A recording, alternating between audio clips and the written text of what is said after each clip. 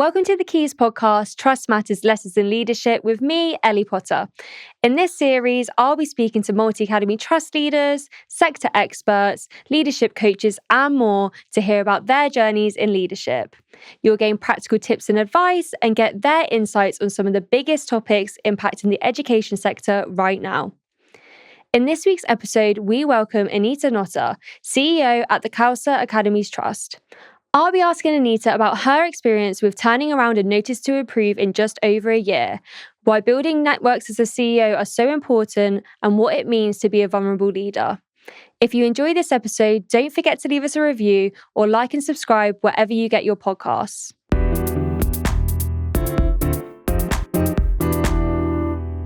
Welcome, Anita, to Trust Matters Lessons in Leadership. Thank you so much for joining us today. So if you wouldn't mind, if we could go right back to the start of your journey in education and how you became CEO of the Khalsa Academies Trust. Thank you, Ellie, for having me today on your podcast. I have been in education for 20 years. So 20 years this September, which is an anniversary, really. It has allowed me to reflect on my actual journey of where I started and obviously where I've kind of currently am. I've always known I wanted to teach. My mum was a teacher. She actually tried to put me off teaching. Didn't get put off. I didn't get put off. I mean, I did try and dabble in mortgage advisor for a year, but actually I knew that my heart was in the teaching sector, or education sector as such. So very much so, I started my journey in 2004 at 9 Stars, actually, where I'd enrolled onto the GTP course, and that actually started my journey. I've taught in some really tough schools, inner city schools where, behaviour hasn't been, to the highest standards. However, those experiences have really shaped me as a teacher, but also shaped me as a leader. I held various leadership roles, such as I was a middle leader, so I was head of computer science. So computer science is my subject. I went through the reform of ICT to computer science, so that was really interesting as well. I've taught GMVQs and GCSEs. The last 10 years of my career have been with Sikh schools, with actually the Khalsa Academies Trust. It's the longest time I've ever been with a trust or a school. However, I've been able to develop my career through that journey and through the trust. So I'd started at one of our schools as an assistant principal, then vice principal and principal. And actually through that journey, I've learned so much about how free schools work and academies. And I actually learned how to be involved and set up a startup school. So I designed and saw through a school from the beginning, right the way through to now fully fledged sixth form, which has been my pride and joy, really. Very passionate about our schools, very passionate about the sector in terms of education. And when you joined the trust, so it was a single school when you joined, and then it's 2 schools at the moment? So when I joined, we had 2 schools. So we very geographically spread. There are only 15 Sikh schools in the UK, and they are geographically spread. And they're spread over about, 4 mats. There are a few single academy trusts, but majority of them are within 4 multi-academy trusts. So Sikh schools are geographically spread, and ours were two were in London and 1 was in Wolverhampton. However, when I joined, there was just 2, and then we added another school on a year after I joined. And when you joined as CEO, what was the situation within the trust? So I was actually executive head at the time. So I was still principal at Wolverhampton, and I oversaw another school within the trust.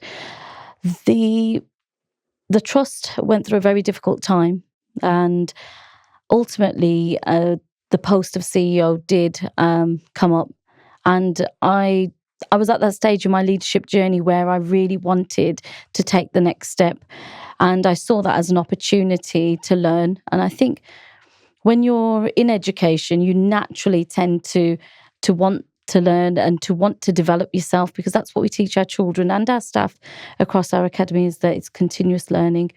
And actually, being a Sikh faith trust, to be a Sikh is to continually learn, to be a learner. So that naturally sat with where I wanted to be. So when I took over as CEO, I think I was quite naive in that I thought that it would be quite simple. I thought that it was very similar to being a head or an executive head. However, I soon learned that actually I was faced with a notice to improve. Wow. I was faced with staffing that, was very skeletons in terms of, I had very few central service team. And actually quite early on in my journey, one of our schools also went into RI. So I had that school improvement to tackle as well. And how did you tackle those challenges? I mean, a notice to improve, a school in RI, like that's two individually massive challenges, but together coming in as a brand new CEO, how did you overcome those? And how did you make sure that where you started, you followed that journey forward? I think as an educationalist, you naturally tend to go to the sector or lean on the sector. So I knew that I had to quickly build this trust and have an educational focus and shift that quite quickly. I knew that there were several networks that I could tap into. So I know the DFE have a regions community. So I made sure I was, on those meetings. I made sure we'd signed up to CST, and I was in the membership group for the CEO meetings. And actually, I did a lot of reading. I did a lot of LinkedIn articles, a lot of Twitter. At that time, it's now X. So it was a lot of reading around how multi-academy trusts are successful, and actually looking to the sector at the larger multi-academy trusts and seeing what they were doing. I think I was very fortunate that the DFE had released the draft high quality descriptors. So I could get that feel and I could see what constituted a strong multi-academy trust. So I utilised the descriptors to really think and drive and see how, what direction we needed to go into. And that helped me navigate that NTI. So it was a lot around the reading and really being that vulnerable learner all over again. When you're doing all of that reading and you're looking at the trust descriptors, what are some of those things that stood out to you and some of those key things that you thought, these are the things I need to get right at the start? The high quality descriptors provided me with a framework. It provided a framework of what I needed to do and how I needed to get there. So I suppose, like I said, the school improvement was my key priority, making sure that I lent on sector leaders or sector colleagues and seeing what they were doing for school improvement. And what I found was actually other multi-academy trusts and other CEOs were very open and happy for me to come and work with them and actually look at what they were doing. And I felt that support was really, really important. So I set about and put together some toolkits for consistency that would drive high quality standards and achievement across both our schools. And what was the outcome of the notice to improve? So within 14 months, we were able to remove the notice to improve it without any recommendations. And I think that for me was the pinnacle of my career in terms of that CEO journey. I think when I look back at that notice to improve and the amount of work that went into that, it was very much around building a team. So I started off by getting the right people around me, employing a PA first and foremost, who really helped me get organised and really intrinsically work through that notice to improve. We had to bring in a governance professional, which is quite rare for a two-school MAT. However, it really changed the way that we looked at governance and the support we had, but also it also strengthened and highlighted the strengths actually of what was already excellent about the MAT. So I think that was really good to see, because it wasn't all doom and gloom. It was actually the really key strengths, and governance was one of our strengths. I think the relationships that you develop with the sector, and I'm talking about relationships with people like the DFE, your own regions group, are really important, because what they afford you to do is be quite vulnerable in certain elements. And I've trusted my team that I worked with the DFE, because although there was challenge, there was support as well. And I think that's really important, to be vulnerable enough to, to go to your DFE region teams, because they are the ones that will lead you and guide you. And I was very fortunate that I had developed a really good relationship with our regional director and the regional director's team, even to the point that even now, if I need to sense check something, I can send an email, or I can speak to somebody, and that support is there. So developing those relationships quite early on is important. But actually, no question is silly, so pick up the phone and speak to your regions teams, because I think that's really important. And what advice would you have? Like, you come into a role where there was no prior handover, you had no prior experience, to try and reach out to those people. What would you say to someone listening who wants to start those conversations and those relationships, whether they be regional or further out? How do you start those conversations? I think you need to find out who your team, I suppose they're called team leaders around your region is. Find out who that person is, have those conversations. And you can do that by directly contacting your regional director. They're very forthcoming, and they'll point you in the right direction. So I think it's just having the courage to pick up the phone and ring them, and know that you'll get that support. But also just sending an email to colleagues in the sector, reaching out, because everybody is in the same boat as such. There is always somebody that needs some support somewhere. And I think when you're in leadership, it is very lonely, very lonely place being a CEO. We say that about being a head, but actually it's even more lonelier being a CEO. However, there are so many people that can help and support you, and that goes right the way across the sector. So I would encourage leaders to reach out and not feel that it's a reflection of your leadership, because it isn't actually. Being able to reach out and get the best advice, to be able to be the best for your children, in your trust in your staff, is really important. So you speak a lot about giving back and giving back to the sector, but you don't have all the time in the world. How do you get that balance right between giving back to the trust, giving back to system leadership, giving back to your community, and doing it all whilst doing everything else you need to do?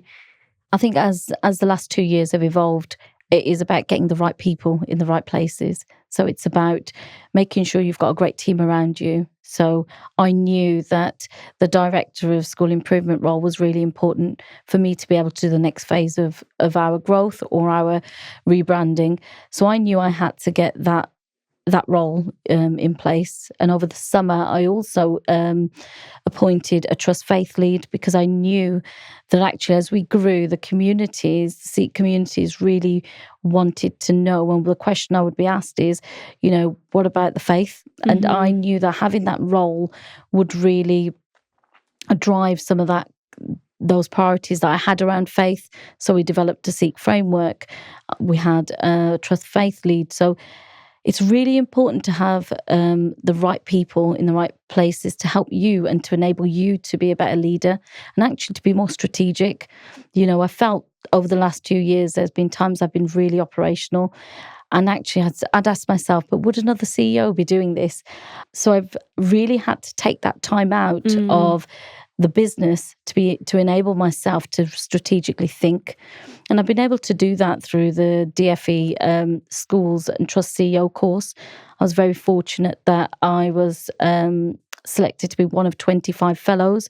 So the first cohort to go through that course. And that course has really shaped my leadership. It's shaped my role as a CEO, because I've had exposure to sector leaders of very large multi-academy trusts. I've been able to go and spend 5 days in their trusts and really ask the questions and really unpick what they've done, and then take that practice back in to my own trust. So that's another way of bringing things back. But I think the ambition that I have for our trust, is the same ambition I have for all of our children. I want them to absolutely succeed and have the best opportunities. So I think I was trying to do so much throughout the last 2 years, and bring in different opportunities, bring in different strategies that like I said earlier, I'd spread myself quite thinly. However, it is about time management. It is about having the right people. It is about having all of that support network around you. For people listening who might be aspiring CEOs or are new to the CEO role, what would you say to them about the DFE CEO course? What is it like? What can they expect? What are the sort of things that you do on the course?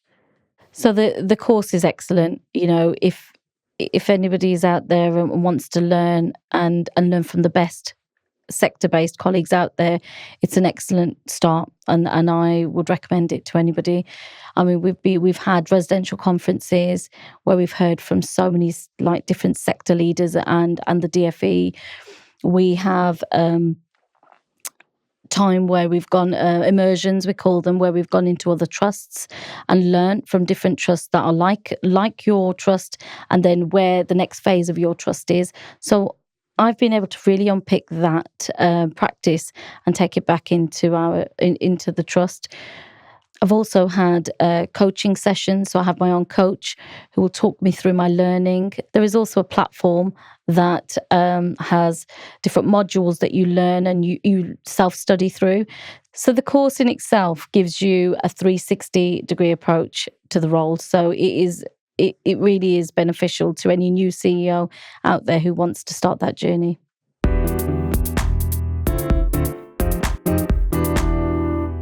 And you spoke about being a vulnerable leader. What do you think being truly vulnerable as a leader really means? I think it's accepting and knowing that you don't know everything and you don't have the answers. And that goes back to what I was saying around, reaching out for help, picking up the phone to a colleague and saying, actually, have you got this strategy? Can I have a look at your strategy? And I can guarantee you 99% of leaders out there will say absolutely. And you have that, I suppose, foundation to build upon. Being a vulnerable leader is understanding and knowing who you are, being comfortable in your skin, making sure that you know your own leadership style. I know mine is very much around service leadership. That goes hand in hand in in my faith, to serve others. It goes hand in hand with our values. But also, I think it goes hand in hand with the education sector, being a service leader or, sector leadership is very much about serving others. It's not just about the children that are in your mat. It's not just about the 2,000 children that I have. Actually, the experiences that I can bring or other sector leaders bring, it's about impacting others further outside just your own mat. And how do you make sure the values of the mat are being seen and felt by everyone, including the pupils, staff and the community?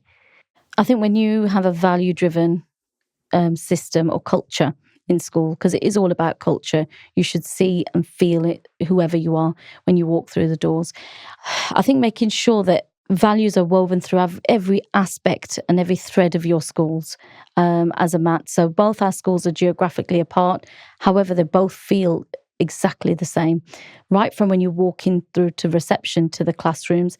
So it's about getting those and really unpicking what it is through your school that you want to embed those values in. So, for example, we've got a value-driven behaviour system. Our personal development is built upon the foundations of our values. Our leadership expectations are built on values. Everything revolves around our values. And I think also in order to drive that consistency across two schools, especially when they're so far apart, it was the toolkits for us. It was making sure the values were driven through our toolkits. So when you speak about the toolkits, how did you develop those and then make sure that they were being used and being used consistently by both schools? We had put that team together, the education improvement team, and they were pivotal to what and how we used those toolkits. They wrote the toolkits. My director of school improvement was heavily involved and again was bought from one of our schools, and then developed that team and worked intrinsically with that team to make sure that systems, procedures and processes were put were articulated in detail. And those toolkits then were delivered in staff training. They were delivered through one-to-one CPD with senior leaders. So I think visits, etc. So going over and checking those toolkits, being available online because of the geographical distance. So it was very much about writing the toolkits. It was then about how we implement those toolkits. And in terms of accountability, we were doing learning walks, we were doing reviews. So one of the things I set about to do when I took over as CEO is have a review calendar, because I couldn't be everywhere. And I had a very skeleton team, especially around the education. It was just me. And then later on, we brought in our director of school improvement. So one of the things that was really important was having a calendar of external reviews. So I brought in experts across the sector to look at quality of education, safeguarding, behaviour, inclusion, and we had that cycle. So I put the rigour on the schools in terms of making sure that they prepared themselves and they were ready for external validation, because as a trust, that was my external assurances. We also went about and did our own internal assurances through our school improvement framework, which we later developed, which again, I cannot claim that we wrote that ourselves. I went out to sector leaders, asked what they were doing, took a framework and built upon it so that it was actually bespoke to the needs of our trust. So I think, again, just really developing that school improvement framework that was our internal assurance was really important, to know that what we were saying as leaders was right, but also having that validated by external leaders. But you also have that validation through Trust Board and through your standards committees that we have, because we were feeding all that information back in, and you were held to account, and you are held to account through those avenues. And when you're stepping up accountability and bringing in external people, obviously the pressure tends to rise in those schools, and you're a new leader. How do you get people on side to trust you, believe in your vision, and make sure that they're motivated by this, not overwhelmed? I think when you bring about any new strategy, or you're bringing about external reviews, etc., I think as long as you communicate to your staff and your leaders as to why you're doing that, and they buy into that vision, I think, they're very comfortable with that. I know my staff were, my leaders were, because they understood why we were doing that, especially the school that was in RI. They understood the external validation would actually allow them to see that the systems and structures that they were putting in were there and actually what they needed to do to improve.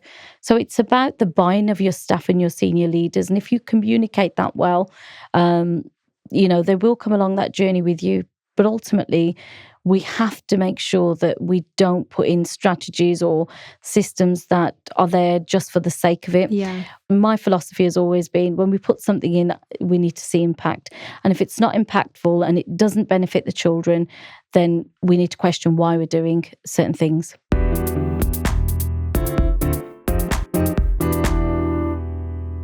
And when it comes to staff wellbeing, obviously there is a recruitment and retention issue in the sector. As CEO and a CEO that's relatively new to the trust, 2 years in, how have you experienced staff turnover and retention? And what are some of the strategies you've implemented to make sure you can keep people once you have hired them? I think when you've got strong systems, structures and procedures, that's all staff want. They want a school that's well run, a school that has a good culture. And that's what we've tried to create. We've tried to create a good culture. We've tried to create things for staff. For example, we do lots of coffee mornings. The trust come in and put on coffee mornings. The latest addition to our wellbeing strategy has been we've put in coffee machines in both schools. Very simple strategy, but staff are really, really grateful and have emailed me, come and spoke to me and said, it's such a lovely gesture. So I think ultimately it really is about making sure that you look after your staff. So one of the strategies that we used quite early on, and I used this as a head, was to have a recruitment fair actually in school. We'd put a board out, we'd advertise it in the local newspaper, we'd advertise it on social media, and staff were able to come in and look at jobs, staff in terms of external teachers, and they'd have a chance to speak to the children, they'd have a chance to speak to myself as head. So this is one of the strategies used as a head. And it's about bringing in fresh blood into the schools that we have. But I think the other thing that attracts staff is having, like I said, good systems and processes. I know that our schools are particularly attractive because of the excellent behaviour that we have in our schools. Corridors are quiet, and we've got great behaviour systems where people come and check in on you. Your pastoral managers are there. We've really, really worked hard in changing and driving our pastoral structures, which I think has really made our schools attractive. And obviously you joined as CEO, well, you were in the trust, but you became CEO 2 years ago. 2 years post-pandemic, still feeling the ramifications, even now, pupils, in terms of behaviour, attendance. These are some of the biggest issues that a lot of trusts are seeing. Obviously, you said that your behaviour seems to be good in your trust, but that must have taken a lot of hard work and strategising on your behalf. What are some of the things that you would advise other trust leaders look at when it comes to tackling things like attendance and behaviour, which have just seemed so difficult in a post-COVID world? Well, we were fortunate that we were one of 18 attendance hubs that were awarded last year for one of our schools, and we take quite an active role as a trust within that attendance hub. My advice would be find where your attendance hub is and join one, because there are sector-based leaders who are sharing excellent practice. I know that we have given 63 schools across the UK to assist with. So we have created a program where we take everybody through from systems and processes through. Actually, one of our sessions is around, we call Khalsa Around the Child, or Team Around the Child, where we will physically take or demonstrate what that looks like. So I think my advice would be find who your attendance hub is. Speak to your local schools, your LA. They have teams that will deal with attendance, but also, like I said, take advice from your attendance hub. And what are some of the strategies you speak about in your attendance hub, just for listeners who might want to have some of those things to think about? I think, like I said, it's the systems and processes. What happens on day one? What's the day one call? How do you follow that up? Who are the teams in the schools? What happens between 9 and 11 o'clock in the morning around attendance? How does attendance link with SEND and safeguarding? So you really have to think about how everything is in a 360 loop, having that triangulation of information. What do you do with the data? And actually how you're held to account. So one of the sessions that we've got within our attendance hub is around accountability and accountability up to the trust. And I will lead that session for the attendance hub around, how I hold the schools to account for attendance, how I'm held to account for attendance with the standards committee, and then furthermore from the trust board. So again, it's about that accountability thread right the way from school leaders through to trust board. So I think there's a lot to learn. And like I said, if we look at education as a space for learning and developing, it's not just there for pupils, as we know, it's there for leaders and it's there for CEOs as well. There's a lot to learn. So reach out and find those support networks and find the information, because it is out there.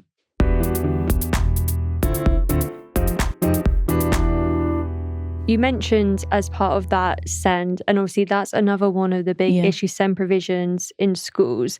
How does that look in your trust, and how do you make sure that you're not impacted by the budget cuts? SEND within our trust is led centrally. So, in terms of, I have a inclusion lead who is, again, a really experienced senior leader in one of our schools. She's developed an inclusion toolkit, and she has trained up to be a reviewer as well. So she can then do our internal reviews and then go out and do some external reviews, again, giving back to the sector, because that's what it's about. It's not just me giving back to the sector, but it is about your leaders following suit and doing that. So I'm very fortunate. I co-chair the Sender Learning Set for our region, which is an excellent forum. I think it's a great space for CEOs or trust leads for SEND to come together and really make a difference within our group. We're currently looking at how provision and well-being for students is tracked and monitored, and how we create dashboards. So I know we're creating a workshop around that very soon. So I think, we're very fortunate that the DFE attend that as well. Mm-hmm. So if there's any questions we've got around funding, we do discuss that, and we are heard through that forum, and the voices within that forum are heard by the DFE, and they'll come back with answers. So I think SEND is very close to my heart. We do have experienced SENCOs in both schools. We've got an all-through school as well. And actually, one of the things that we really unpicked this year was early identification, mm-hmm. right from EYFS. And again, it's the funding. We talk about the funding. It's very much so difficult. It's difficult across the whole sector. However, we have to be really creative in how we create that provision for our pupils, because every single child needs access to high quality education. That's every child, and every teacher is a teacher of SEND, and that's our mantra. We have a strategy through our toolkit we use, which is TRUE. And what that TRUE strategy does is it makes sure that every single classroom is true. So they use things like timings in the classroom. So it gives them a framework mm-hmm. on how to teach every child within that classroom. And we spoke about some of the biggest wider challenges in terms of behaviour, attendance then. But for you personally, stepping into this role 2 years in, what would you reflect on and say are some of those biggest challenges you felt personally in your position? So some of the key challenges that I've had over the last 2 years have been bringing people along with me, of convincing the current schools that I know what I'm talking about and I'm an experienced leader, but also the challenges around the communities of those schools and convincing them as well that I've got their children's best interest at heart. And I think because we're a Sikh faith-based trust as well, our communities are extremely passionate about our schools.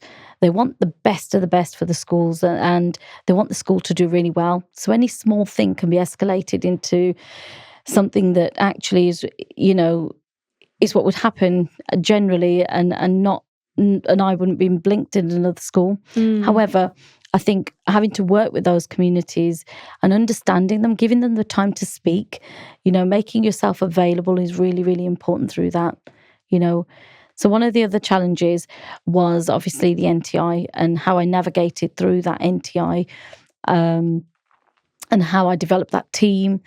But it also gave me the opportunity to know how to develop a strong trust.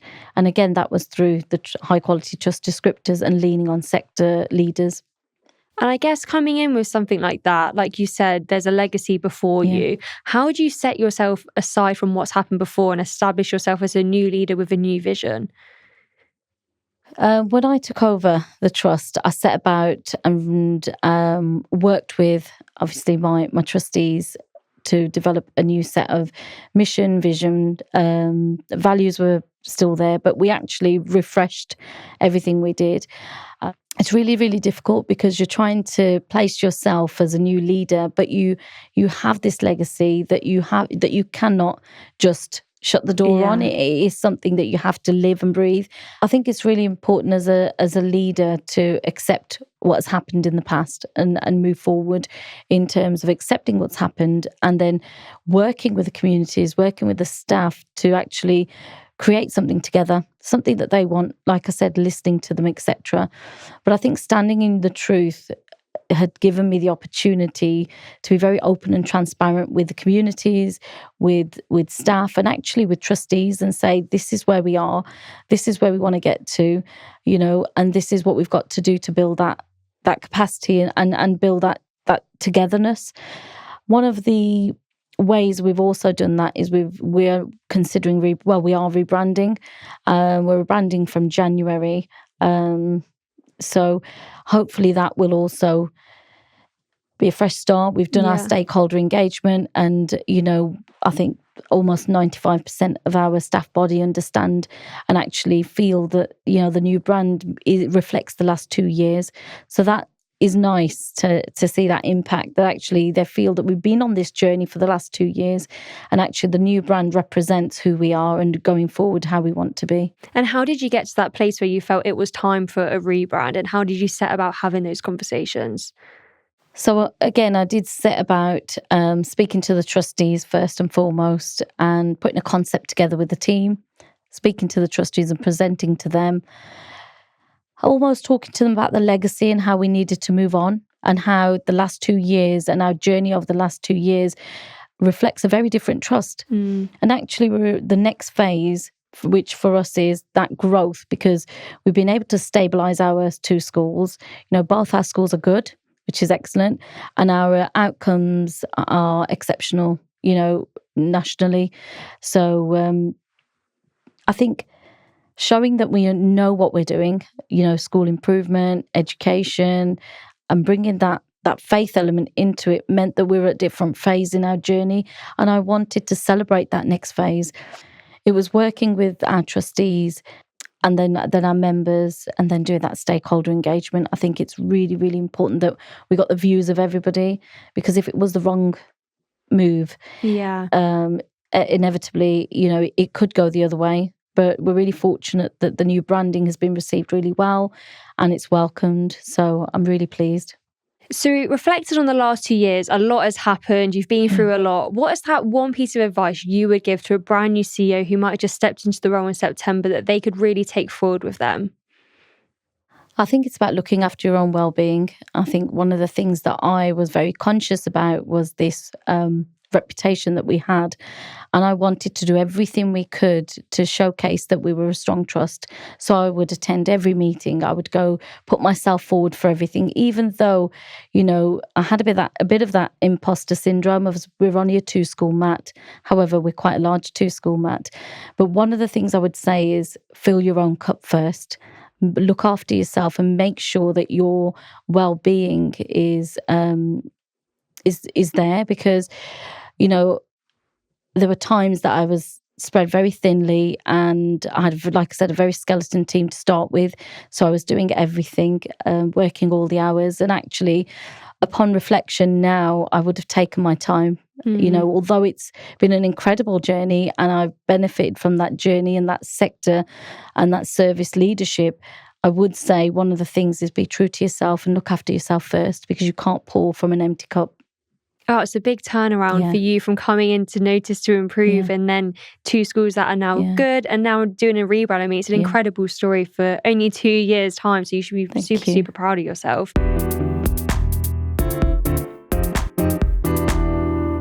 On the podcast, we like to finish with 4 quick fire questions, if you wouldn't mind, before you leave. So number 1, what do you think is the biggest challenge facing the education sector at this present time?